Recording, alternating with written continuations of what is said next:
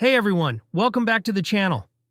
In this video, I want to continue from where I left off in the last video and talk more about XRP's circulating supply in relation to its price, as well as highlight the constant gaslighting I've noticed from David Schwartz on the topic.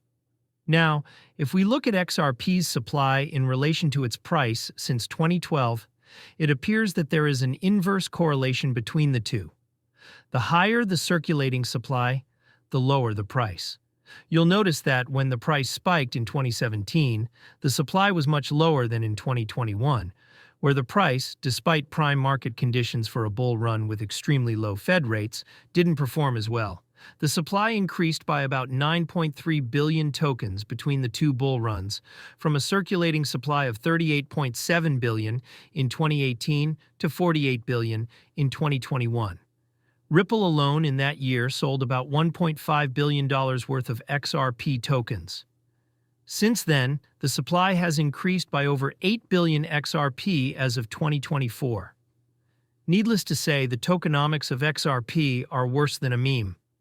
If a meme token inflated its circulating supply at the rate Ripple is with XRP, it would be seen as complete garbage to speculate on. And this is exactly what XRP is.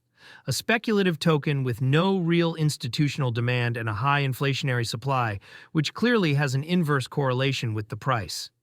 Since its inception, demand for XRP has not been able to outpace the inflationary pressure from Ripple selling XRP into the market and making billions in the process. This is not really debatable. It's basic supply and demand. XRP has a highly inflationary supply with insufficient demand, so the price is always low and struggles to even stay above $1. Now let's take a look at some of David Schwartz's tweets when he talks about the price in relation to the supply. In this tweet, he pretends there's no evidence that Ripple's activity is affecting XRP's price and claims they can't find any. His so-called evidence is that XRP's and XLM's prices have tracked similarly. I'm sorry, but this is a classic red herring. The fact that XRP and XLM's price movements follow each other on a chart doesn't mean anything.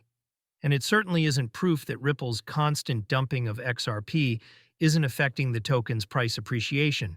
In fact, all speculative assets tend to move in very similar patterns, as they all follow Bitcoin's price action. Just take a quick look at price comparisons between XRP and other tokens like BTC, ETH, BNB, etc. You'll see the price chart movements are all very similar. So David's point about XRP and XLM tracking closely means absolutely nothing in the context of Ripple suppressing XRP's price through their sell pressure.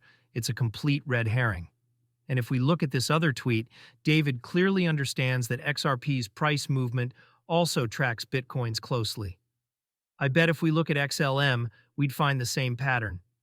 Since both XRP and XLM track Bitcoin's price movements, it's no surprise that their price movements look similar when compared together.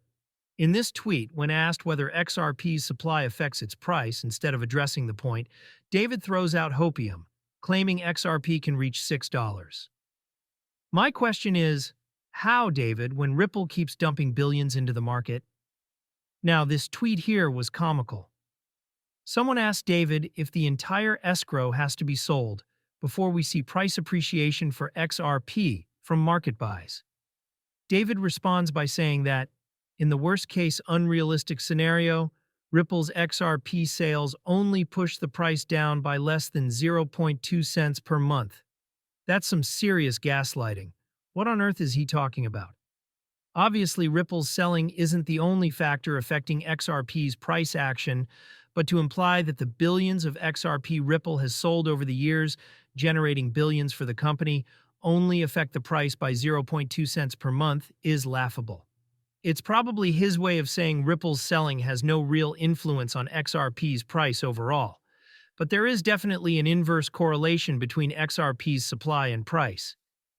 Even though correlation doesn't necessarily mean causation, I would wager that this speculative asset is being massively harmed by Ripple's increasing supply, which puts downward pressure on the price.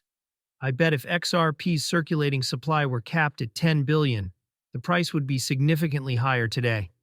I'm sure David would agree, so let's not pretend Ripple's selling is only affecting the price by 0.2 cents per month. Then he goes on to say that there are no plans to change Ripple's supply increase, so it looks like we'll be seeing low XRP prices for a long time. In this tweet, when asked about programmatic sales of XRP affecting the price, rather than admit it does, David goes into gaslighting mode again, denying it altogether. Then, he asks what Ripple's motive would be for manipulating XRP's price through their constant sell pressure, pretending to be puzzled. The motive is clear. It's the billions of dollars Ripple is making with their holdings. Ripple likely doesn't believe that XRP is going to be worth hundreds, thousands, or hundreds of thousands of dollars in the future. Only the XRP community does. Meanwhile, Ripple lets the XRP community speculate and spread misinformation about how grand XRP is, while taking advantage of the market liquidity that speculation provides, selling their XRP and making hundreds of millions or billions over the years. That's the motive, David. In this tweet, David tries to make us feel sorry for Ripple, portraying them as the victims in a difficult situation, holding so much XRP that they don't really want to hold for decades, but supposedly having no other option.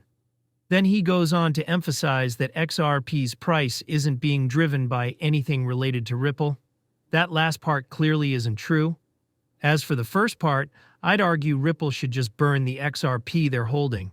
They've already made billions from selling it, so burn the rest and let XRP breathe. Of course, they don't want to do that because they want to make even more billions from selling XRP. And why wouldn't they? Ripple is a company after all. As for the argument that there's no point in burning XRP because Stellar did the same and it had no effect on XLM's price, that's a little silly. First of all, XRP and XLM are two different projects with different ecosystems and different everything. The XRP community, along with the speculation and hype surrounding it, is far greater than XLM's. XLM is almost in XRP's shadow. That's why, despite XRP's circulating supply being far larger than XLM's, it's still priced higher because the community is stronger. So we can't just assume that because Stellar burned XLM tokens and it didn't have a significant effect on price, the same would hold true for XRP in the long run. I disagree. I believe that if Ripple hadn't been dumping billions of tokens on us all these years, given the amount of speculation and hype surrounding XRP, the price would have performed better. And if Ripple had burned the escrow, the news would have been much better received. It's delusional to believe that inflating XRP's supply is better for its price than if Ripple were unable to do so. David trying to suggest that Ripple's selling has no impact on XRP's price is just masterful gaslighting. And the real reason Ripple won't burn the escrow has nothing to do with anything other than Ripple losing money, as David explains here. And like I said, that's understandable. They're a company after all. They have no loyalty to XRP retail investors. They're here to make money, even if it means selling XRP to us while we hold, thinking it's going to become the center of the financial system one day and reach $589. Even though many in the XRP community were probably fooled by David's gaslighting, as he led them to believe Ripple's selling has no impact on XRP's price, at least not everyone is fooled. There are always some who see through the nonsense, as you can see in this tweet here. Anyways, that's all for now. Thank you for watching. Don't forget to like and subscribe and hit the bell notification so as to not miss my next video.